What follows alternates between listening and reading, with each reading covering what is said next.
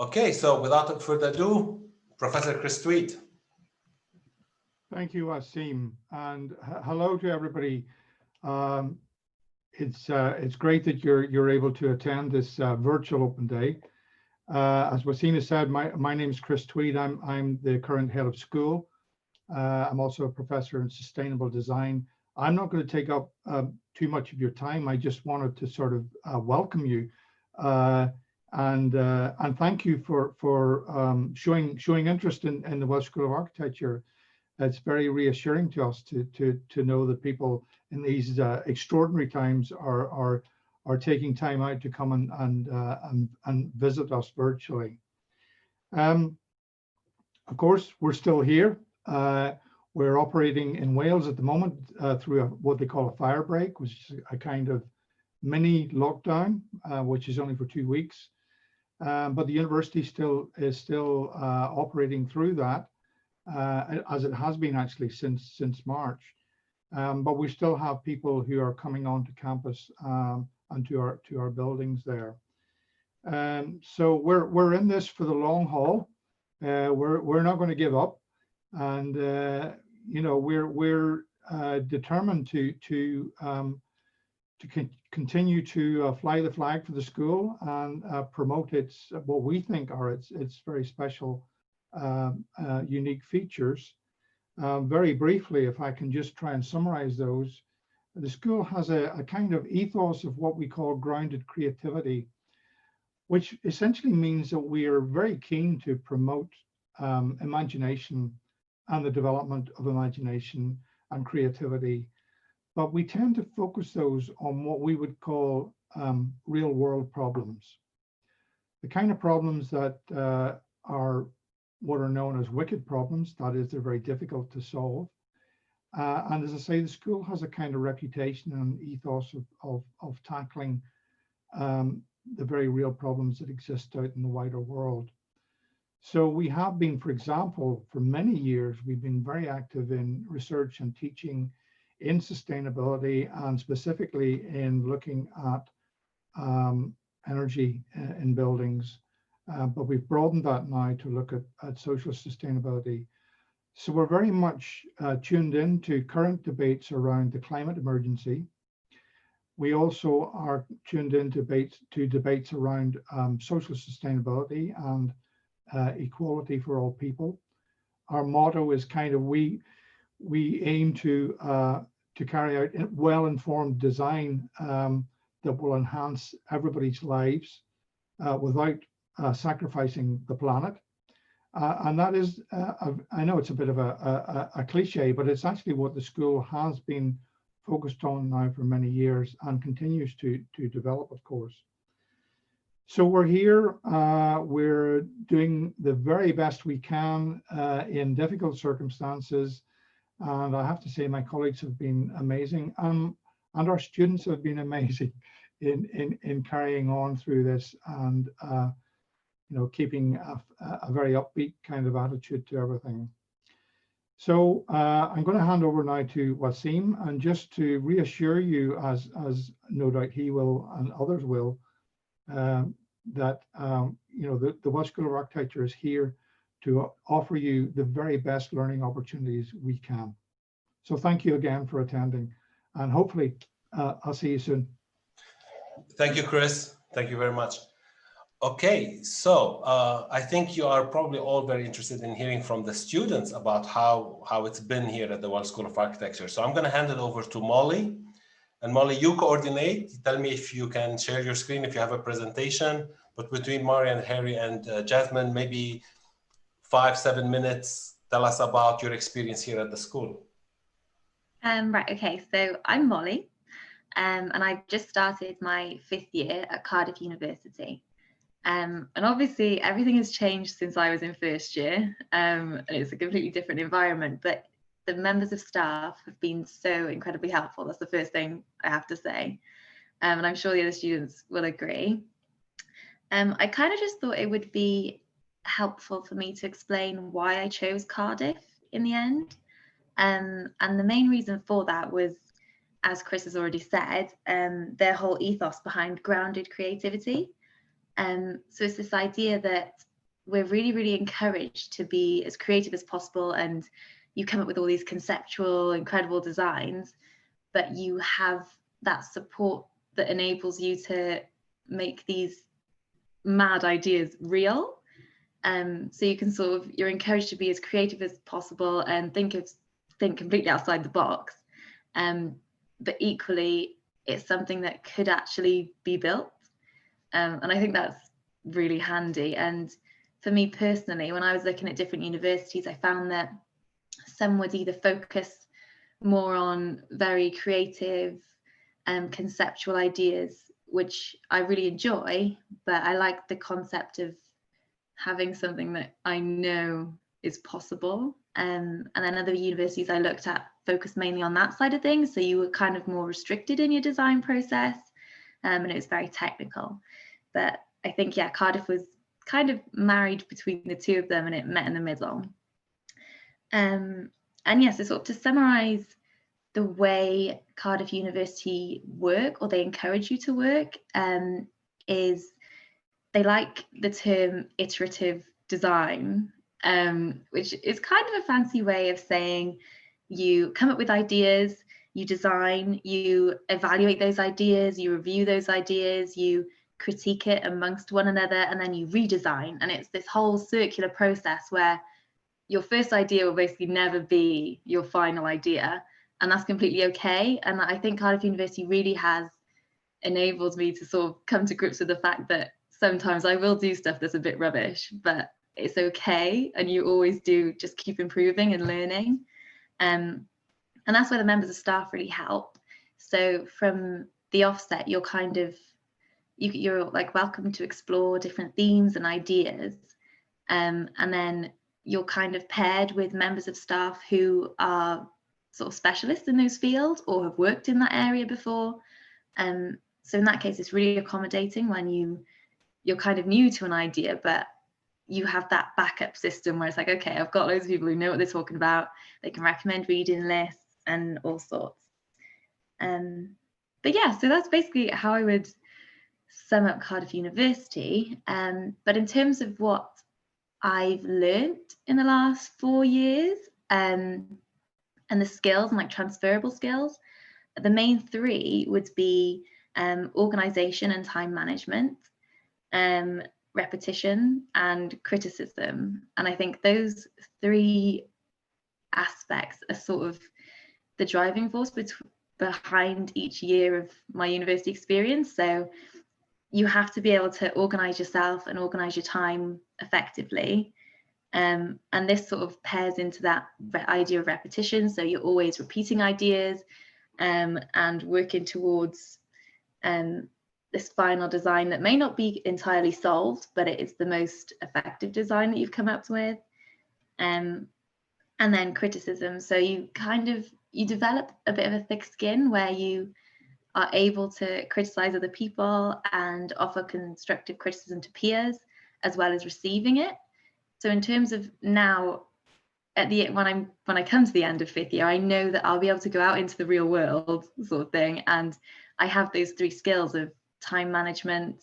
I'm able to repeat myself and to sort of constantly improve myself through the process of repetition, and I'm also able to take criticism and feedback, and I can offer something in return. You're very much encouraged to have a voice, essentially. Now, I'm not sure if the other students would like to say something as well. Should we start with Jasmine? Do you want to tell us a little bit about your experience so far? Yeah, so hi, I'm Jasmine. I'm 3rd year along with Hyrie, and yeah, I think I completely agree with everything Molly said, especially criticism. It's not something to be scared of. Like, you come into 1st year, you're a bit apprehensive about it, but once you get in, it's absolutely fine, and you realise what a tool it can be to help you and like push you further. And you criticise your peers, but they'll take it back, and you'll all kind of build ideas together. I think that's something that's I found really like refreshing about the course, because I know other courses can be a bit like, oh, I don't know anyone on my course, or like I don't have any other friends. And architecture is such a place where everyone knows everyone. You all help each other out, like it's a real community. And I think that's one of the biggest things I've taken from coming here and enjoyed about being in Cardiff, is like sense of community, especially working in studio in 1st year and all of that.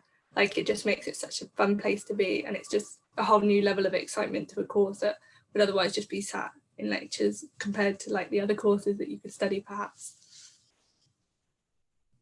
Yeah, you are very much encouraged to do group work, and I know that can be a bit of a pain if you end up with someone in your group who's slacking, but at the same time you do learn a lot about how to deal with different people. You make so many friends, like friends for life really. And even just from like I find it helpful if you don't live with architecture students personally. So like you have all your friends on your course, but you can also kind of have like a different life outside of that, and you get to meet so many different people on different courses. Yeah, sorry, go on, Heiri.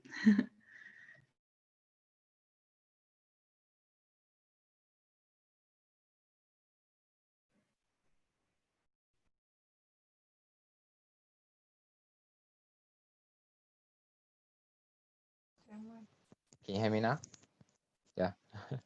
Oh, sorry. So I'm Heiri, third year. In first year, I was student ambassador, a year rep, and second year, I was part of the architecture committee, and I've kind of gone full circle to being year rep again. And I think that experience really showed me personally how much the university actually care about the student voice. Everything we come up with, they're always trying to accommodate, they're always trying to kind of take forwards, make better for us. And you do get a really strong passion within all the tutors and the school that they do want to make our environment the best environment they can for us.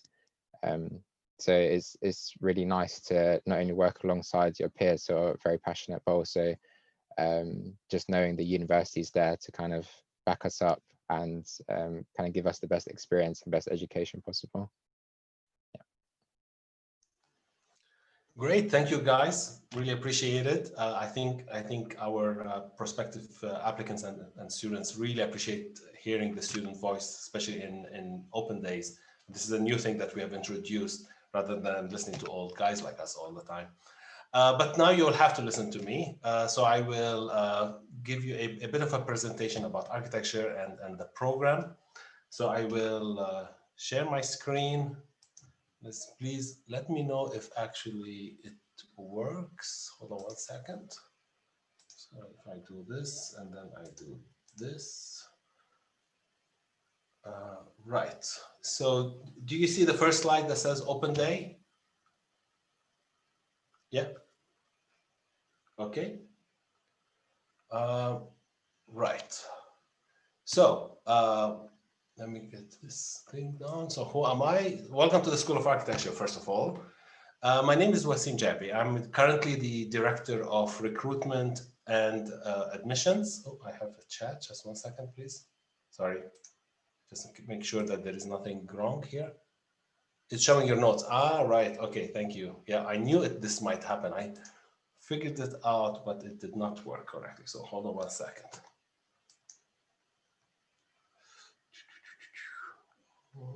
Essential.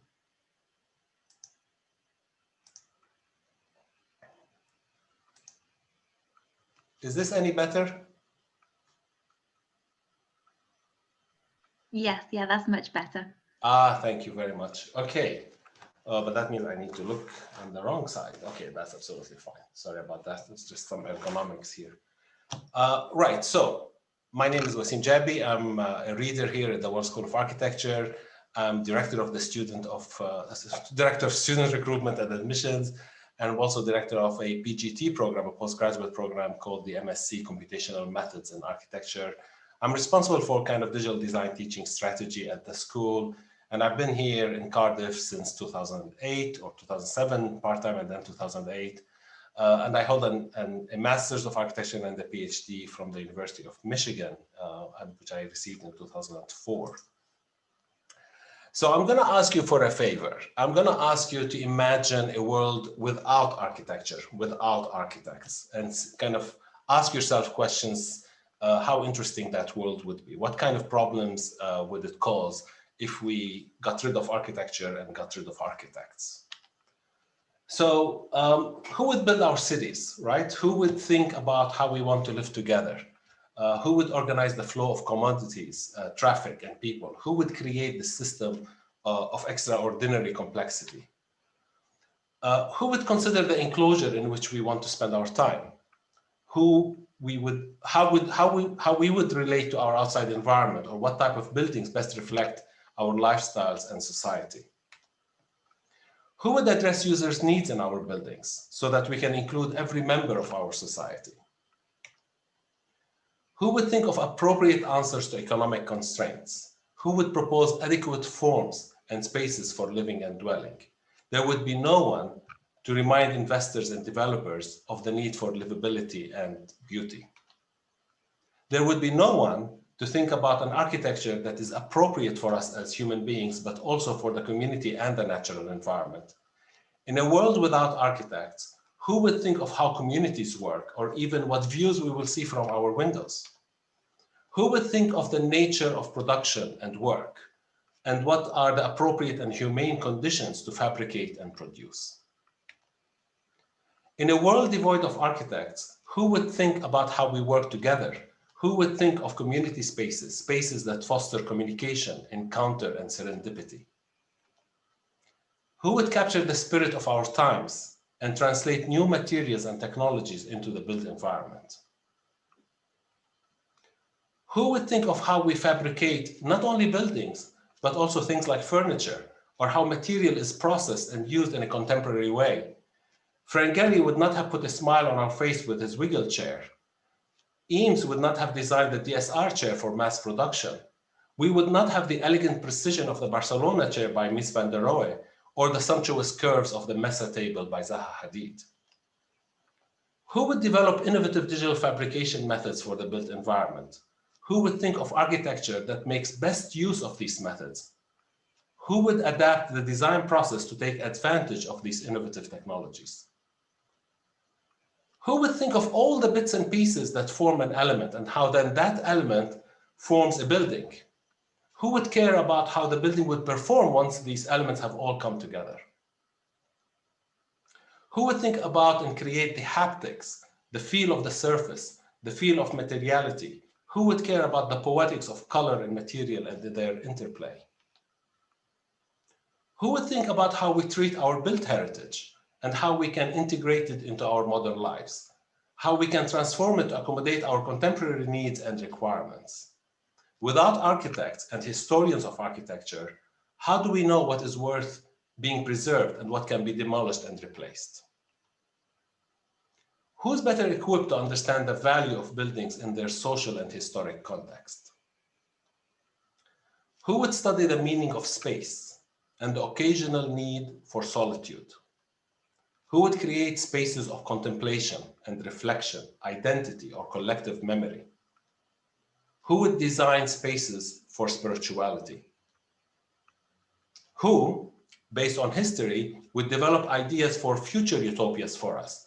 Who would aspire for innovation and transformation, like Buckminster Fuller did in the 60s with his Utopia for a Better World? Who would rethink the usual, the commonplace, the ordinary? Who would create new visions for our future?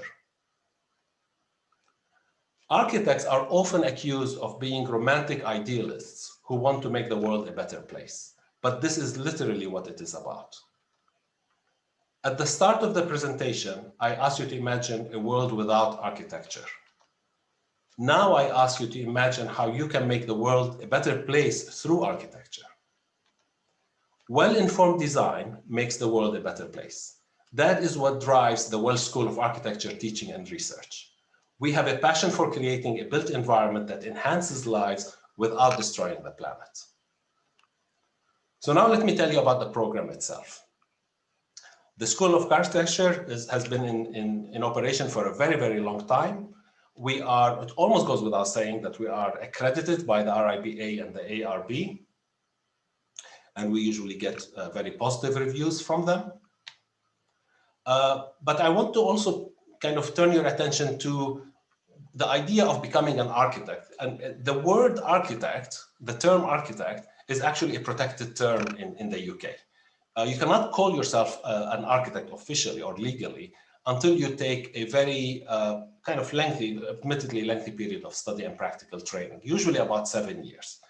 And why do you do that? Because as an architect, quote unquote architect, you are actually responsible for the safety of the people who are inhabiting your architecture. So you need to kind of be well trained because it is a big responsibility. But let me tell you about how our program is structured, because it is slightly different than other schools of architecture in the UK. Even though you apply to a combined program called the BSc/MArch or MArch, which is a 5-year program, you are not bound to stay with us for the full 5 years. You can leave after 3 years. So let's start with those 3 years. So 3 years, year 1, year 2, and year 3 prepare you for a Bachelor of Science in Architecture, which gets you what is called the RIBA Part 1 out of 3 parts. And then usually in other schools, not at the Welsh School of Architecture, but actually in other schools, you go for a year out in practice as an architectural assistant, and then you may decide to continue on for 2 more years as to get your master's, which is equivalent to the RIBA Part 2. Now here at the Welsh School of Architecture, it's a little bit different.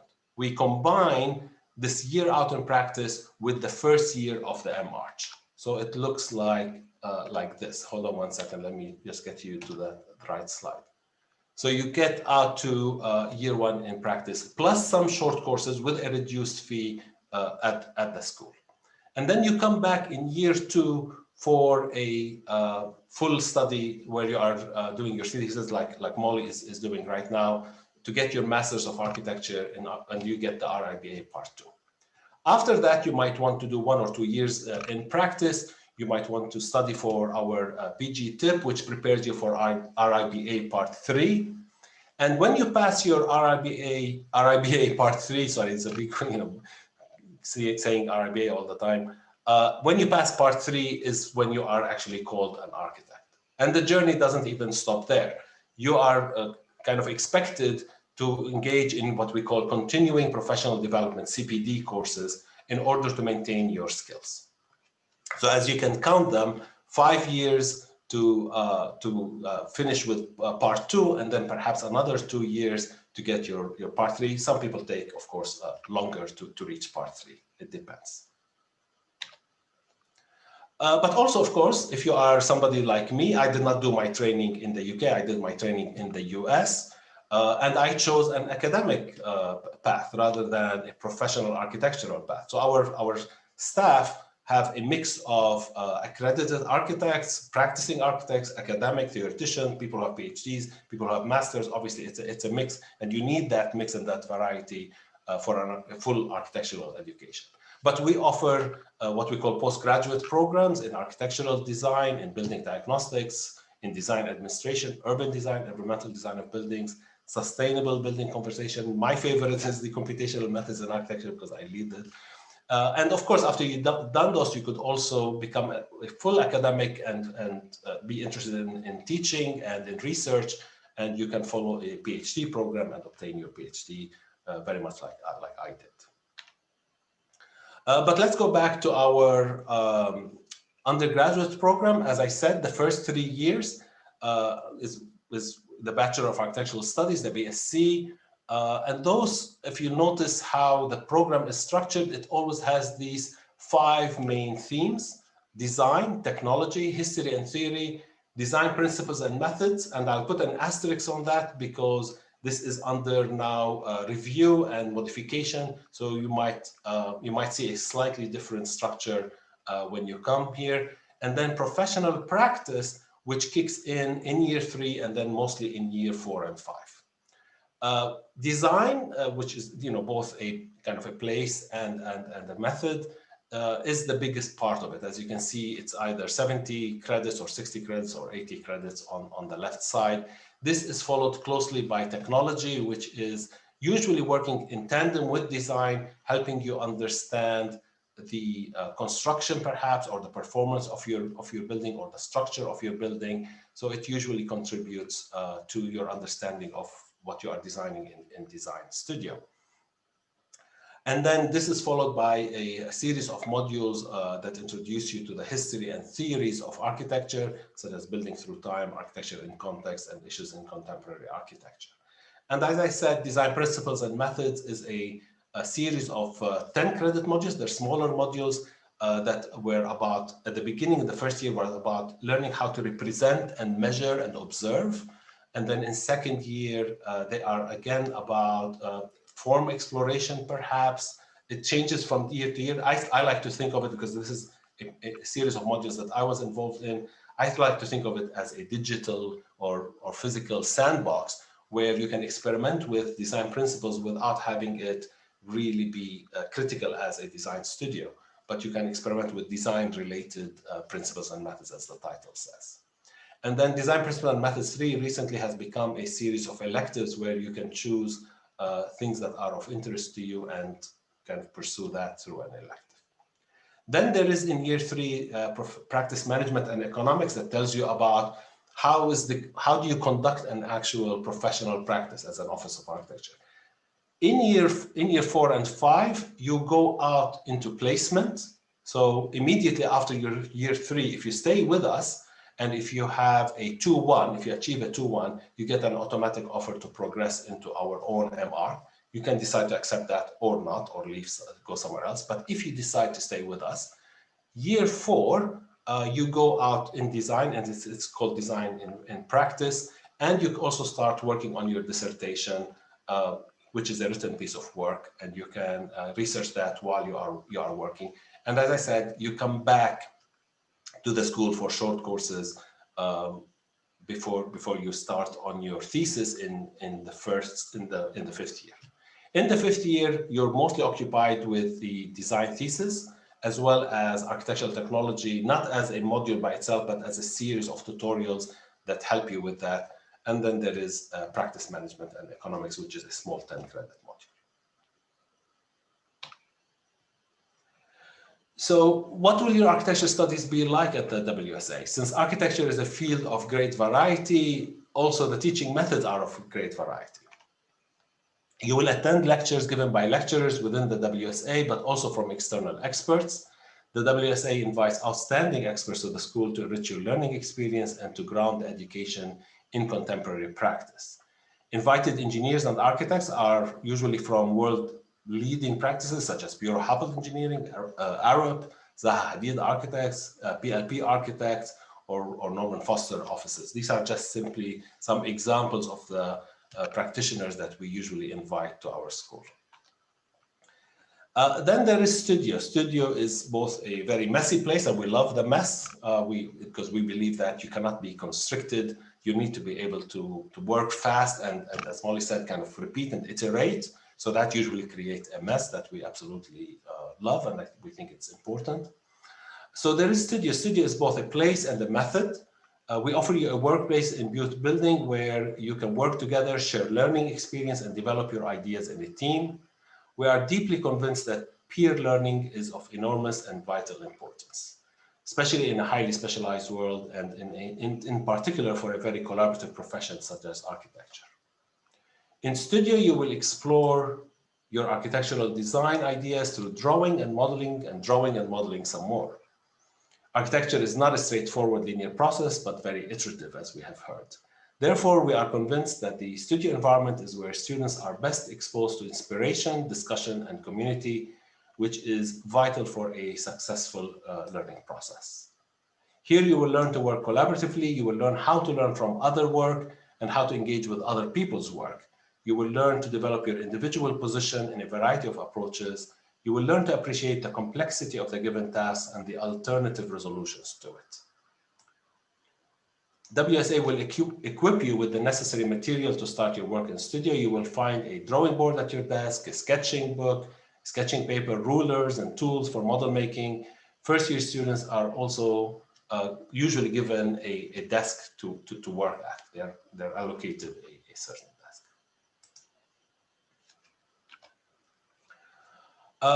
Your endeavor will be guided continuously by a studio tutor, forming you gradually to an independent and responsible designer. Depending on the nature of the learning task, you will have small group learning activities or individual discussions with your tutor or external discussions with your tutor or external experts.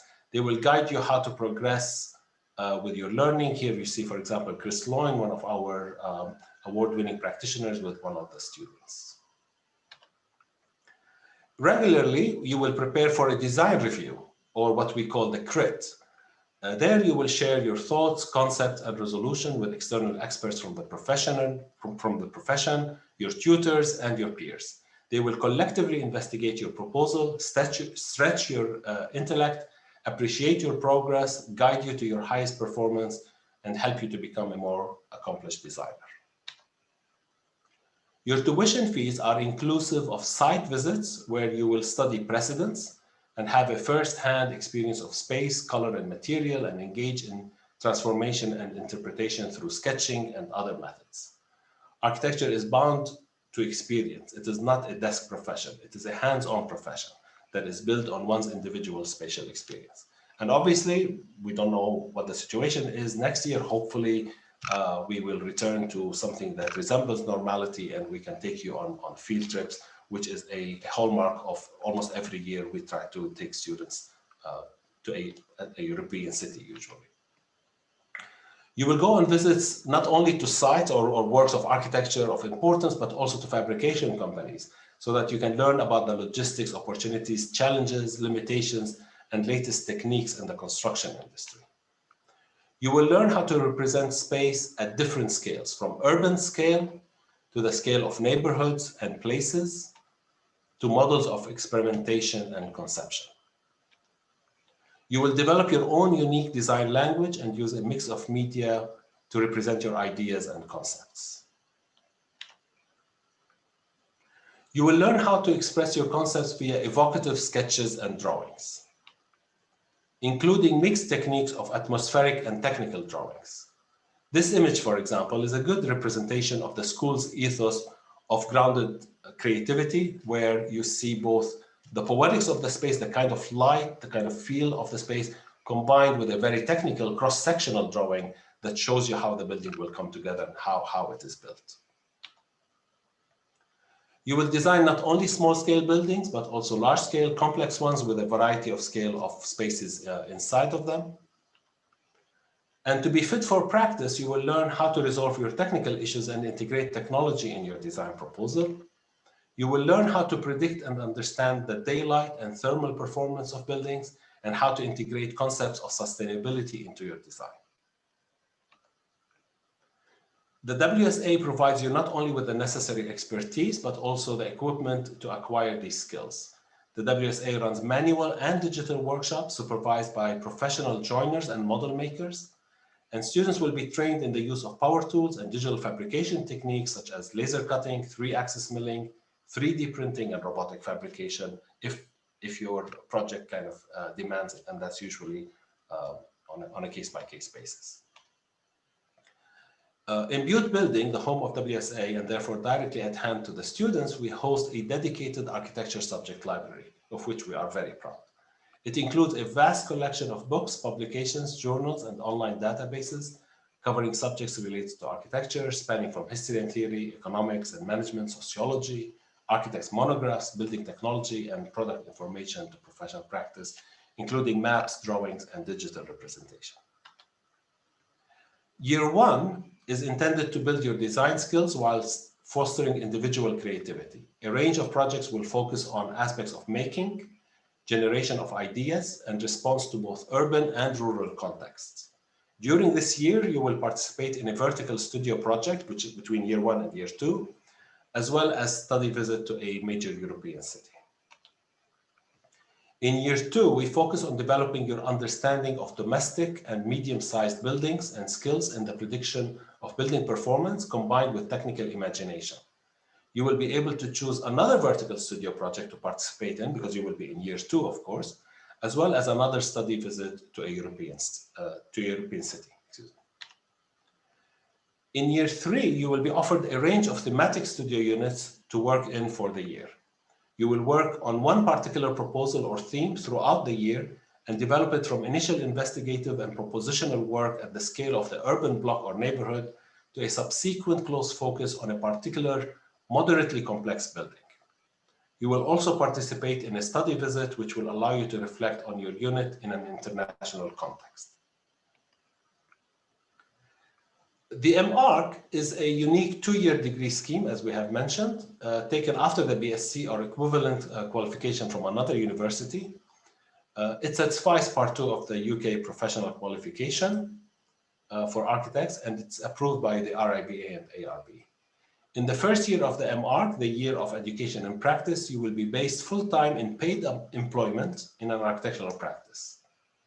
Students are expected to find a suitable placement in an architectural practice themselves. We can help if needed, but mostly we actually don't need to help because the reputation is quite good.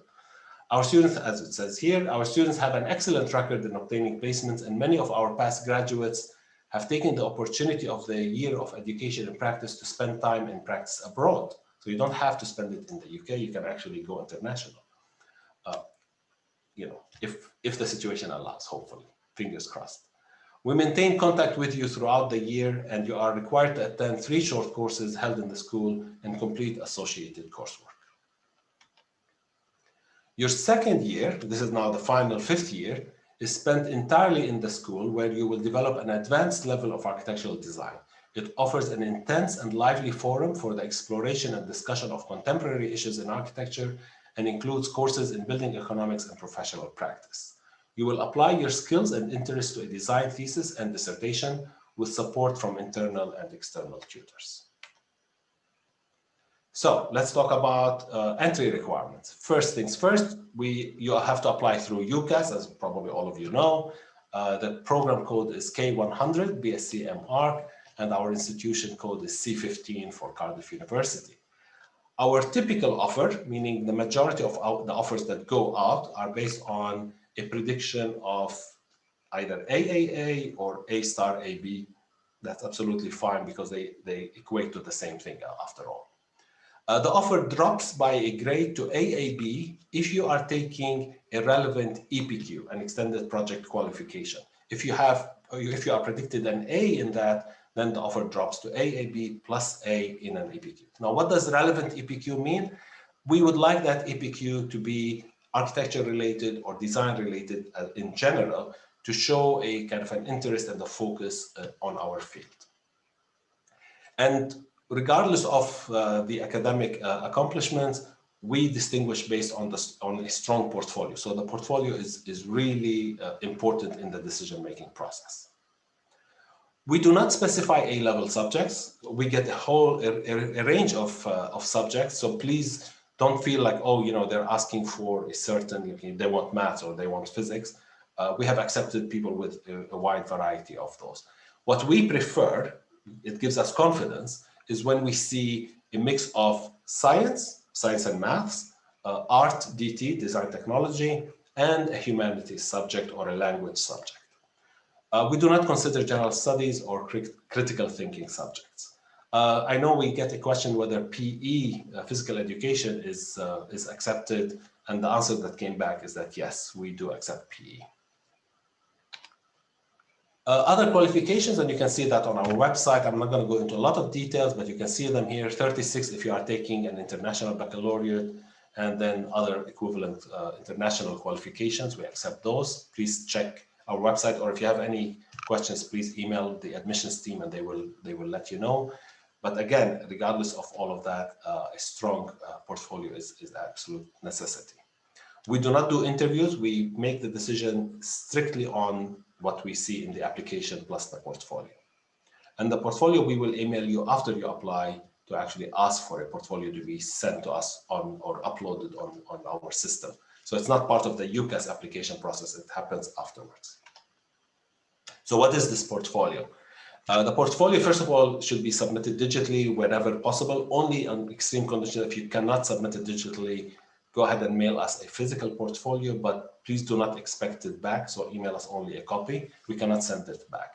But 99.9% of our applicants submit a digital portfolio, which is made out of 8 pages.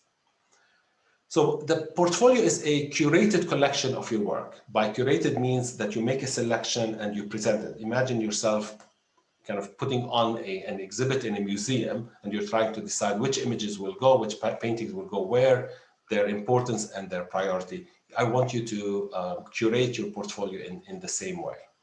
And it should show evidence of originality and creativity, visual thinking, three-dimensional and spatial awareness if possible, and technical resolution, that you have actually mastered the technique and reached a certain level of technical resolution in your portfolio. So please make note of those 4 things, because these are the kinds of things we assess a portfolio. We have moved to a digital portfolio. As I said, you will be able to upload or email us a PDF file, usually uploaded to SIMS, as it's our system called SIMS. But it shouldn't be larger than 10 megabytes, because we have, as I said, we get about 1,000 applications. So you can imagine the amount of space that's needed. You can still submit a physical portfolio if sending a PDF is not feasible, but it is discouraged. And it is a total of 8 sheets, 8 pages, not double-sided or anything, but 8 total pages. You can add a cover page that includes your name or a cover if you would like, and your UCAS number is also important to include on that, so that it doesn't get confused or misplaced by any chance. But this is quite rare. What can go into a portfolio? There is no right formula, and we do not share a portfolio, successful portfolios with anybody, because if we did, everybody will be submitting exactly copies of that or similar style. So we have accepted a very wide variety of portfolios. They can include drawings, models, sculpture, digital work, photography, collage, CAD work. It should be well structured, thoughtfully curated, and elegantly presented. Your portfolio should tell us about your ideas and interests. Okay, so don't cater to us. Tell us who you are and what are you interested in. And as I said, there is no typical portfolio. A good portfolio is one that surprises, delights, and inspires us. As architects, we are interested in and concerned about concept and form, light and color, and space and materiality. Now, let me tell you a little bit about Cardiff University. Obviously, you are not able to visit us in person, unfortunately, so it's important to know a little bit about our facilities and our building. This is our youth building here. It's in the city center. It's nestled between parks and green spaces. The majority of our facilities are housed here, including lecture theaters, exhibition galleries, studios, and other teaching spaces. And we are undergoing a major renovation that will be done next year. And the spaces look amazing. The amount of care and attention that has been paid to kind of renovating this and bringing it into its former glory in a way, it's really impressive. And some really fantastic new workshop facilities at the bottom level, at the basement level, including, of course, our large orange KUKA robot that I'm very proud of, because I work with it. The other thing I wanted to tell you about, and I don't know much about it myself, but the SOSA, with the Student Association of the Welsh School of Architecture. Please look them up, because it's a really good way to get to know other people. They organize a ball annually. They organize seminars and training things. I think at a certain point they even organize software workshops.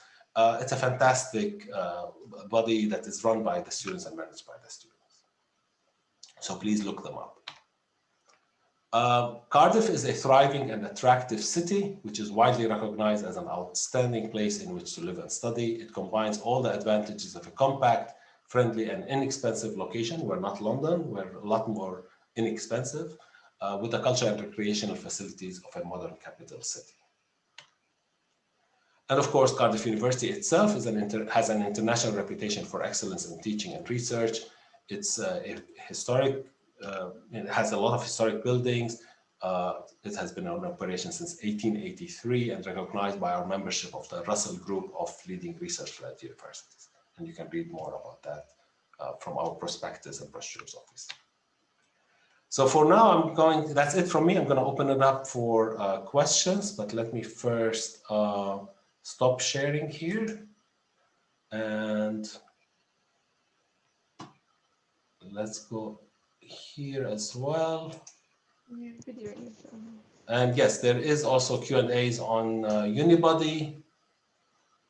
Right, so First question from Nizam. Are projects team-based or is it done individually? And I would say it's a mix. It depends on the module.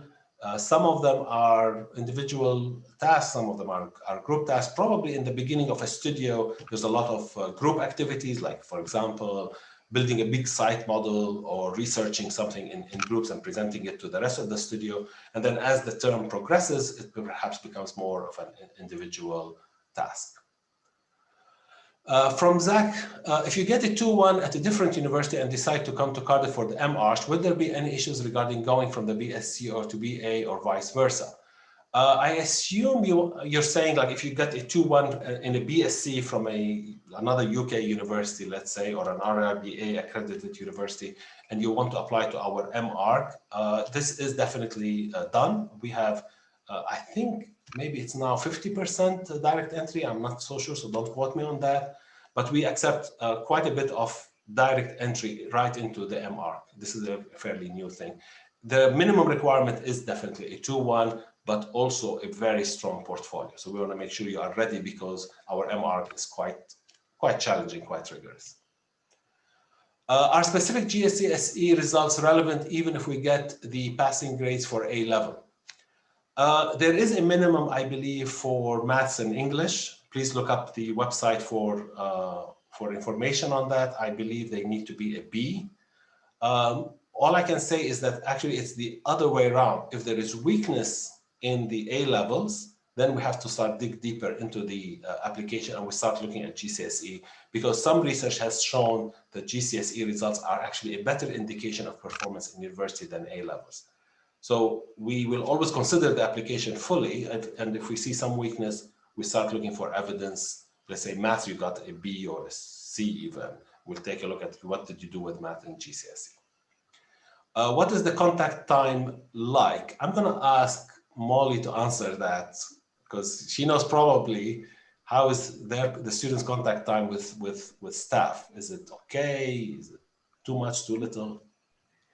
Well, I think it varies depending on the year. I found in first year, you're given a lot more contact time.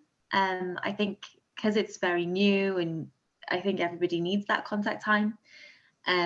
Yes, so in the first year, you're sort of given a regular structured timetable.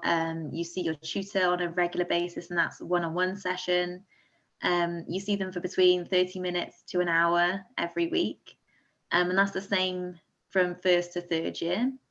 Then moving into fourth year, obviously you're in practice. And then fifth year is very much self-study led. So you have a little bit less time and a little bit less contact time with tutors, but equally it's more personal because you've sort of discovered your niche route of what you want to look at, and you're coupled with a tutor who is a specialist in that area. So you have a little bit less contact time, but you're expected to sort of lead your own study in that sense. But in terms of when I first started uni, yeah, I think the contact time was the right amount needed. I don't know if the other two have anything to add in third year. Like, how do you experience it? Jasmine, Harriet, do you have anything to add on that? No, I think what Molly was saying was pretty accurate. Okay. I think also that if you do struggle, you always got a personal tutor or a tutor you can get in contact with just to ask some questions. Like, you're never on your own if you do need help besides those times.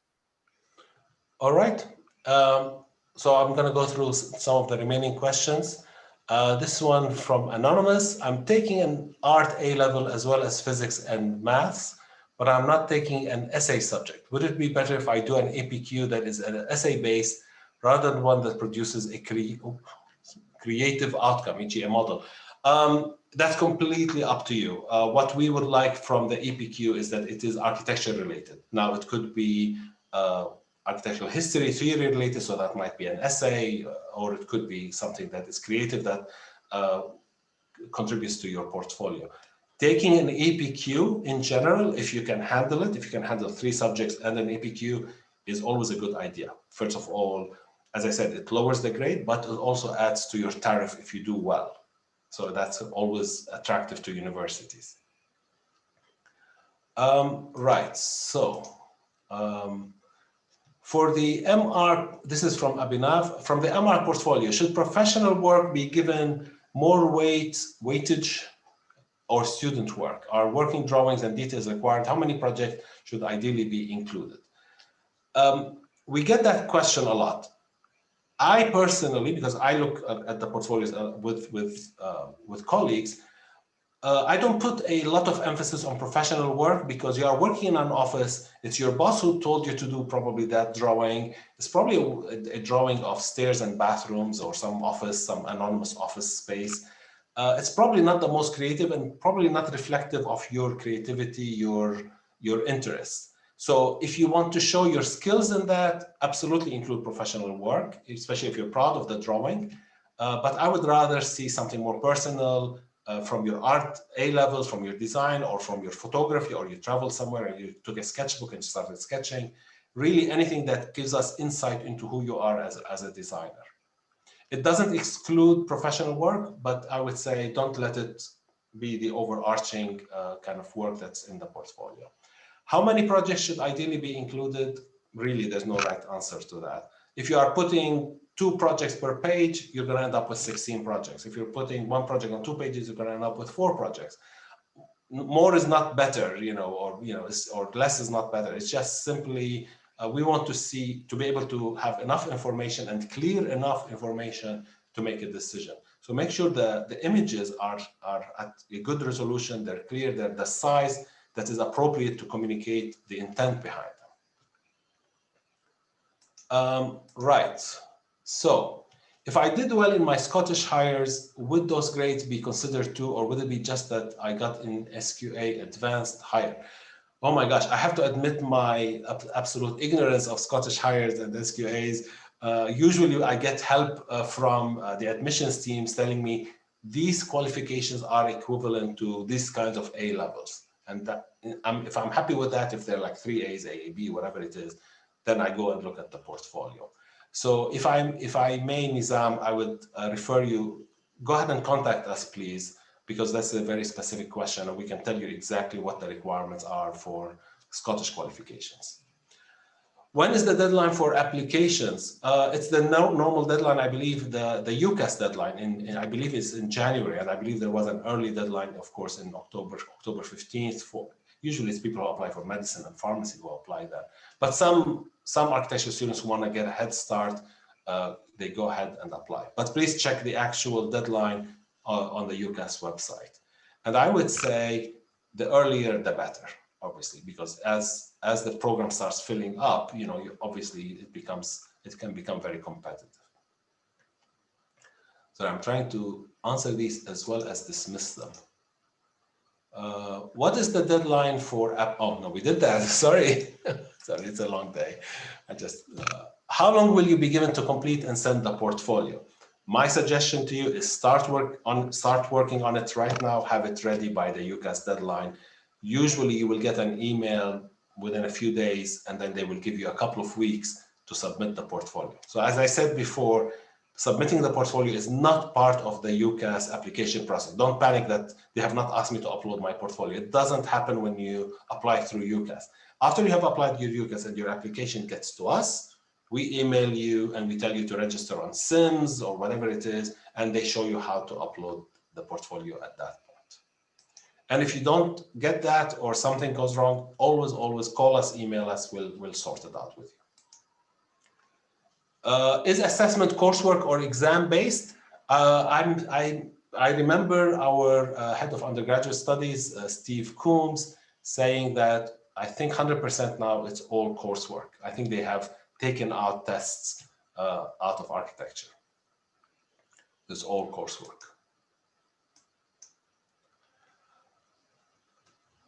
Is there a chance to reapply after receiving your results if you don't get an offer the first time? Short answer, yes.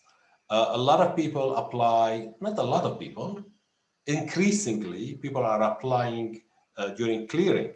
Now, this is a strategy and it has risk in it, obviously. If we are already full and we might not go into clearing, then you don't get the chance to apply. But some students are using it as a strategy. They like to see their results and they make a decision. Okay, these results, where do they allow me to go? And some people also say, I'm going to get my results, I'm going to take a gap year and then apply the next year. But it is completely a personal choice at this point. Guys, what do you think? How, if you are willing to share, do you go remembering back when you applied to university, what was going through your mind about strategies and applying through UCAS and all of that, and options and stuff like that? I personally didn't really have a strategy. It was more, I followed the UCAS process and hope for the best. Okay. Well, yeah, I followed the UCAS process. I made sure I was early with my application purely because I just quite like to be early and on time. I like to get stuff out of the way, and I found that when applying for architecture, you had to have different required portfolios for different schools. So I kind of created like a base portfolio, and I had a series of pages that I could switch in and out depending on what applications I was doing. So I made sure I was ahead of the game with that. Yeah, and then I just hope for the best, really. Okay. Yeah, that's absolutely fine. All right. So I think this question has been answered. Is it better to submit your application early as possible? Is it like first come, first serve? It's not strictly first come, first serve. No, because as I said, we consider all the applications and we have to make a certain number of offers. We've never reached a point where we are declining people just because we are full or we made too many offers or anything like that. It works itself out. It has a natural kind of cycle to it. But if it were me, I'm very much like Molly. I like to get my stuff ready ahead of time, apply, be done with it. Right. Next question. My predicted grades in product design, maths, and physics are AAB with Welsh Baccalaureate predicted as A or B. Do these subjects and grades meet the entry requirements? They do. We will actually consider that application. Now, whether you will get an offer or not is a holistic decision based on these grades and the portfolio. And if the tutor looks at all of these things, and if he or she thinks an offer should be made, an offer will be made. Now, in some cases, your offer might come not at your predicted grade, but it might be a grade higher. It might be the typical offer. And believe it or not, many students meet that. Like your instructors don't always know in high school, don't always know what you're gonna get. I think about 40% of the predicted grades are wrong anyway. So we might be kind of made an ambitious offer saying, or an optimistic offer saying, hopefully you will get those things. And even if you don't achieve that during confirmation week, depending on the numbers and what we are looking at, sometimes what we do is soften, meaning saying, yeah, we kind of ask for AAA star, or the tutor did, but you know what, AAA is good, so we'll go with AAA or with AAB. So it's not black and white. It's a very dynamic thing, and it changes year to year. All I can tell you is, to be completely kind of straightforward with you, recently the Welsh School of Architecture has been ranked 4th by The Guardian and 5th by the Times New Higher, which is going up from previous years. So it's always going to be competitive. Roughly how far through the application process is the portfolio required? From the very start. We do not consider an application that does not have a portfolio. So please submit it when you are asked to submit it. As I said, within 2 weeks of your UCAS application. How many people are there in a typical classroom? With COVID now, it's very few in a typical classroom, but the full cohort obviously could be 70, 80 people in a big lecture hall during normal times. Or they are split into different sessions and different studios. A studio, am I right, guys, that it is about 12 to 15? Is that about the right number for a studio unit? Obviously, it changes year to year. And we have about 5% attrition from year to year, but year 2 and year 3, it's probably a bit less. People stay on once they have passed year 1. They know what they're doing and they are staying on the course.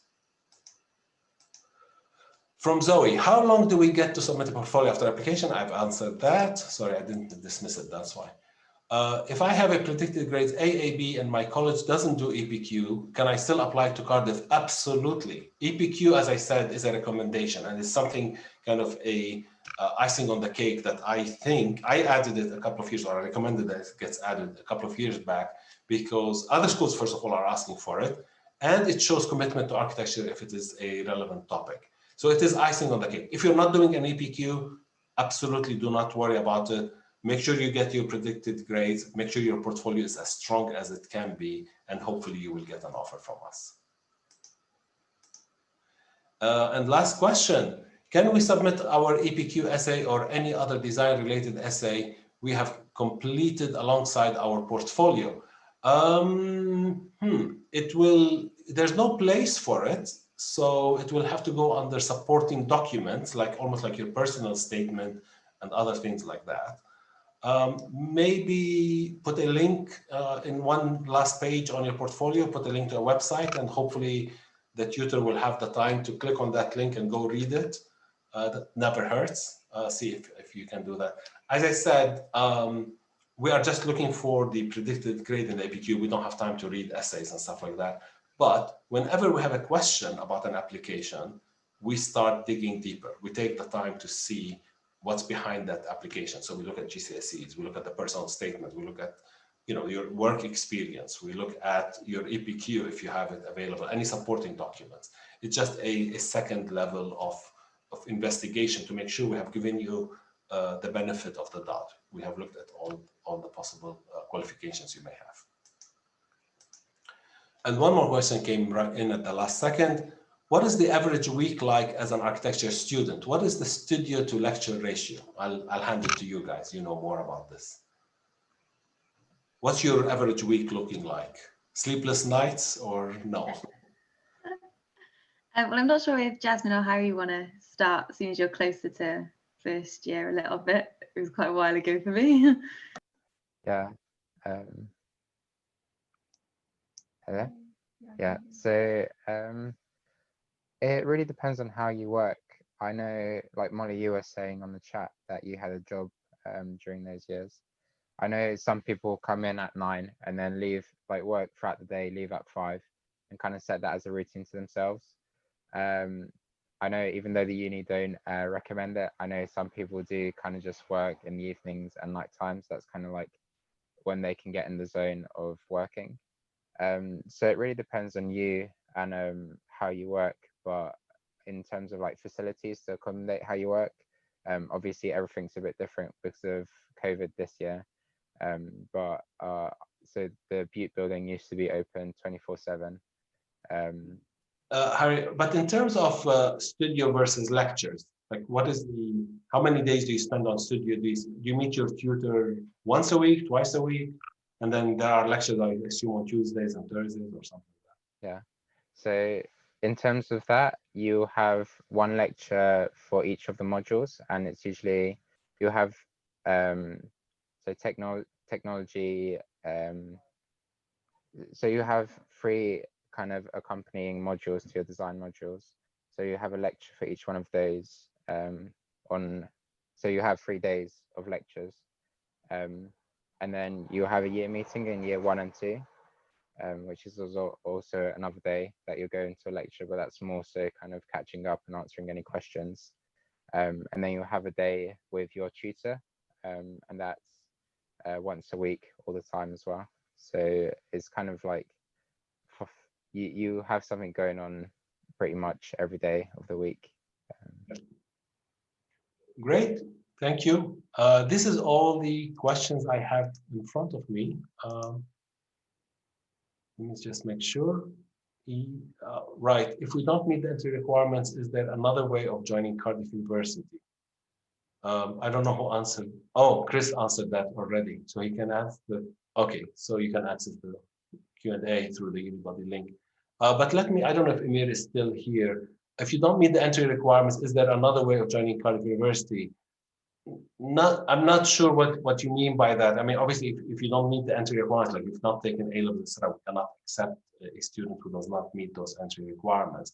But there is a range, obviously, in the entry requirements, as I said, as long as you have achieved qualified A levels, there's always going to be a range, because somebody could have an amazing portfolio. I mean, they could be like a prodigy, let's say, for some reason, and have a fantastic portfolio, but they're not good in maths, and they've gotten a B or even a C. Even. I'm not, I don't, I'm not as an example.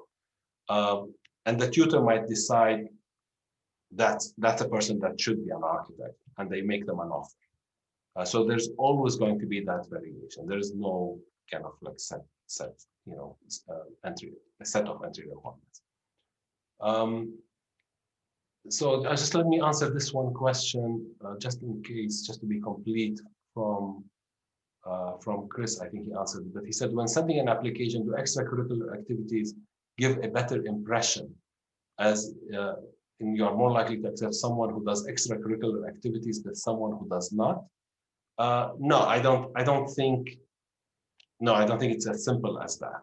A rounded kind of portfolio, a rounded application that shows interest, it shows that you are active, you are curious about architecture, you're curious about the world, you're curious about life in general, obviously gives a better impression. But not, like particularly extracurricular activities will guarantee you a place. Or if you don't do extracurricular activities, you're guaranteed to be rejected. We don't operate that way. But everything in your personal statement, in your work experience, in your extracurricular activities, your academics, your portfolio, it generates a whole picture. And we have enough experience to look at that whole picture and say yes or no, or at what level do we accept this person. Okay, I think that is it. Sorry, no, it's not it. We should get out because it's already after the hour. What is the accommodation like? Anybody in accommodation recently? Do you remember? I think Harry, you're muted. Do you want to answer that? Has anyone of you been in your first year accommodation? Yeah, so I was in uni accommodation in first year. It was all right. It's what you'd expect university accommodation to be, I suppose. It was a nice community atmosphere. Like, there were people around you if you didn't get on with your flatmates, and it was a real little community. But I think it depends where you stay here, because I know there are quite a few dotted around the place. So I think it depends kind of where you're based. I fully agree with that. My daughter was in accommodation last year, and it all has to do with your flatmates. It has nothing to do with how nice the kitchen is, or if they have nice couches or TVs. If your flatmates are nice, you're in. All right, guys, thank you very much. I'm going to close it now. Molly, Harry, Jasmine, thank you very, very much. I know Chris probably has left, but I want to thank him as well for coming in and giving us the introduction. And Unibody, I think, is still going on. If you want to ask more questions, join us there. Good luck for everyone. Hope to see you in the autumn in Cardiff. Bye, everyone. Thank you. Bye.